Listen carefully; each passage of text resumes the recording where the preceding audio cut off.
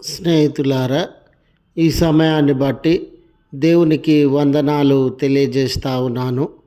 ప్రేమపూర్వకముగా మిమ్మల్ని అందరినీ వాక్య ధ్యానంలోనికి ఆహ్వానిస్తూ ఉన్నాను.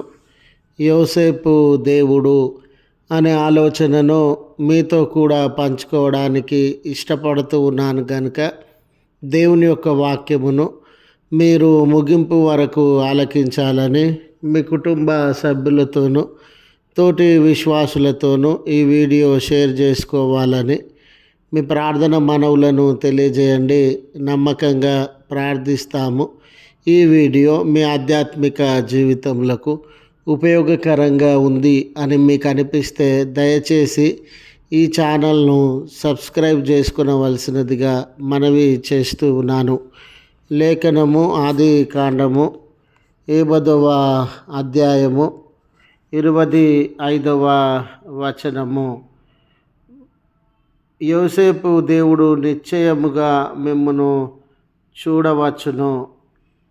స్నేహితులారా, జీవితము కొన్ని పర్యాయాలు అనానుకూల పరిస్థితులలోనికి, అవమానాలలోనికి, నిందలలోనికి, ఏమీ తప్పిదము లేకపోయినా, ఎటువంటి నేరము చేయకపోయినా, అసూయ, ద్వేషము, దాడులను అనుభవించి మనకున్నటువంటి స్థితిగతులన్నీ కోల్పోయి అనామకులముగా, దిక్కులేనటువంటి వారంగా, జీవితంలో అన్ని అవకాశములను కోల్పోయి జీవించేటటువంటి వారంగా ఉంటాం.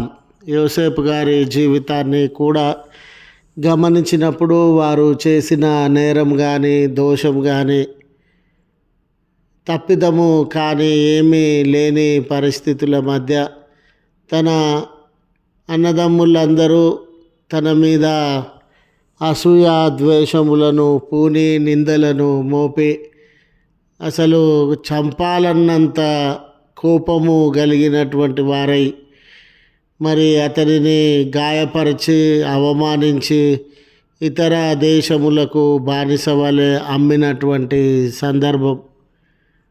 ఆ ఇతర దేశంలో కూడా అతడు ఏ నేరము చేయకపోయినా, ఏ రకమైన తప్పిదమునకు పాల్పడకపోయినా, మరి పోతిఫర భార్య అతని మీద లేని నిందను మోపి చెరసాలలో వేసినటువంటి సందర్భం.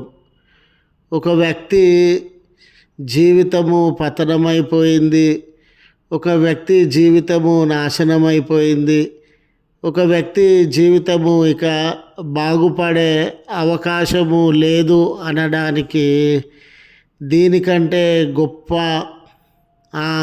ఉదాహరణ ఉండదండి. తండ్రి దూరమైనాడు, తల్లి దూరమైంది, అన్నదమ్ముళ్ళు ద్వేషించినారు, ఇతర దేశంలో బానిసగా బ్రతుకుతూ ఉన్నాడు, అక్కడ నిందలు మోపబడి చెరసాలలో వేయబడినాడు. పలకరించేవారు కానీ, ఆదరించేవారు కానీ, ధైర్యపరిచేవారు కానీ, సలహాలను, సూచనలను ఇచ్చేవారు కానీ, ఇతనిలో ఏ నేరము లేదండి, ఇతడు మాకు తెలిసిన వ్యక్తి అండి, ఇతడు మంచి వ్యక్తి అండి, ఏ తప్పిదము లేని వ్యక్తి అండి అని చెప్పుకోవడానికి ఎవ్వరూ దిక్కులేని పరిస్థితులను అనుభవించినటువంటి వాడుగా ఉండినాడు. అలా కృంగిపోయిన జీవితంలో, అలా క్రింది స్థాయికి, నేరస్తుడు అనే స్థాయికి వెళ్ళిపోయిన జీవితంలో దేవుడు అతనిని మర్చిపోకుండా, దేవుడు అతనిని విడిచిపోకుండా మరలా దర్శించి చెరసాల నుండి బయటకు తీసుకొని వచ్చి అతని రాజ్యములోనే ఒక ప్రధానమంత్రి స్థాయికి హెచ్చించినటువంటి దేవుడుగా ఉండినాడు. అందుకే యోసేపు దేవుడు అంటే ఆయన కన్నీళ్లను తుడవగలిగిన దేవుడు, శ్రమలను చూడగలిగిన దేవుడు, జీవితంలో వాస్తవం అంటే ఏందో ఎరగగలిగిన దేవుడు, ఈ లోకమంతా నిన్ను నేరస్తుడుగా ముద్రించిన, ఈ లోకమంతా నేను మీద నిందలు మోపిన, ఈ లోకమంతా నీ మీద అసూయ ద్వేషములు కలిగినటువంటి వారుగా ఉండిన యోసేపు దేవుడు ఆయన వాస్తవాన్ని ఎరిగి నిన్ను హెచ్చించగలిగిన దేవుడు, నీ కన్నీళ్లను తుడవగలిగిన దేవుడు, నీ భారములలో నుండి బంధకములలో నుండి విడిపించగలిగిన దేవుడు. యోసేపు జీవితంలో అనుభవించిన ఆ శోకములను, ఆ నింద అవమానములను స్నేహితులారా, కుమారుడా కుమార్తె, నీ జీవితంలో నువ్వు అనుభవిస్తూ ఉన్నావా?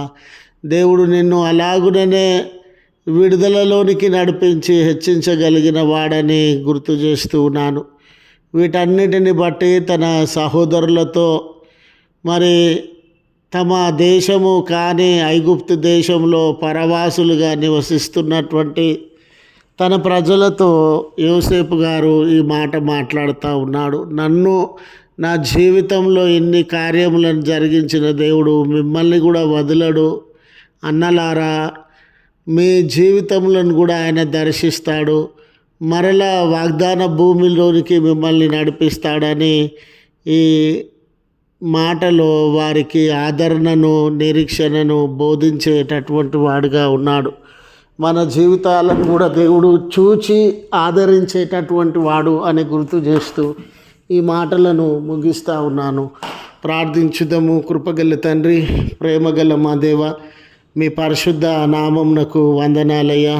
మమ్మను విడువనటువంటి దేవుడవు, మరువనటువంటి దేవుడవు, కష్టము కన్నీళ్ళ యందు ఆదరించగలిగిన దేవుడవు, యోసేపు జీవితాన్ని దర్శించిన దేవా, ఈ దినాన మా జీవితంలో దర్శించి మాలో ఉన్న కొదువలను ఆయాసములను దూరపరిచి ఈ దినపు దీవెనలతో మమ్మల్ని నింపుమని, బర్త్డేస్ అని, వెడ్డింగ్ యానివర్సరీస్ అని కృతజ్ఞత భావంతో మీ వైపు తేరి చూస్తున్న బిడ్డలను గడిచిన కాలమంతా కాపాడిన దేవా, ఈ దినం కూడా మేళ్ళనిచ్చి ఆశీర్వాదములను అనుగ్రహించి రాబో కాలం అంతటి దీవెనలతో వారిని నింపుమని క్రీస్తు పేరట వేడుకొనుచు ఉన్నాము తండ్రి.